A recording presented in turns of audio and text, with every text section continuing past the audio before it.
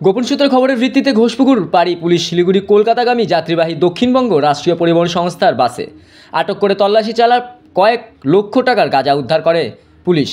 তিনজনকে এদিন রাতে ঘোষপুকুর মোড় এলাকার কয়েক ঘন্টা যাত্রীবাহী বাসে দাঁড়িয়ে থাকা হয়রানির শিকার হতে হয় যাত্রীদের। তবে এই বিষয়ে গাড়ির চালক ও কন্ডাক্টর কিছুই জানতেন না বলে সূত্র মতে জানা যায় কোচবিহার থেকে কলকাতা এই গাঁজা পাচার করা হচ্ছিল। পুলিশ সূত্রে খবর, বাসের কেবিনে 3টি ট্রলি ব্যাগে করে এই পাচার করা হয় আনুমানিক 60 কেজি গাঁজা। 3 যুবক মিলে গাঁজা পাচার করে, তার বাজার মূল্য লক্ষাধিক টাকা। ধৃতদের শিলিগুড়ি মহকুমা আদালতে আজ পাঠানো হবে। তদন্তের স্বার্থে আদালতের কাছে পুলিশি হেফাজতে নেবার আবেদন জানানো হয়েছে। কারা আরও যুক্ত রয়েছে তার জানবার জন্য পুরো ঘটনা তদন্ত শুরু করেছে ফাঁসিদেওয়া থানার পুলিশ।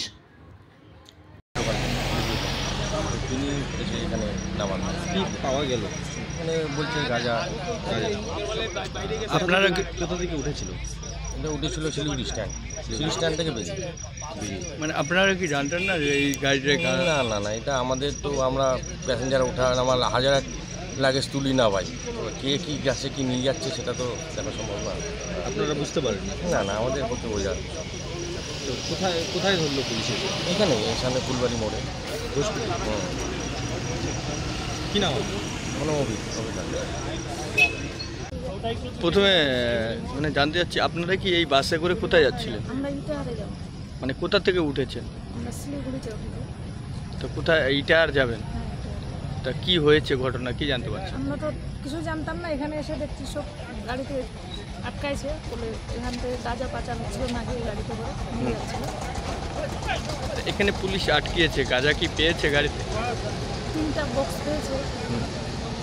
তা কি মনে করছেন যে কতটা অ্যারেঞ্জমেন্ট হচ্ছে আপনাদের, এবং আপনারাও তো হচ্ছে আমরা মেয়ে মানুষ, কত রাত্রে ভাবছিলাম 11টায় নামবো, এখন 1টা বাজবে কি 2টা বাজবে তার কোনো নিশ্চয়তা নাই। হ্যারাসমেন্ট অবশ্যই হচ্ছে। আপনারা কোথা থেকে উঠেছিলেন?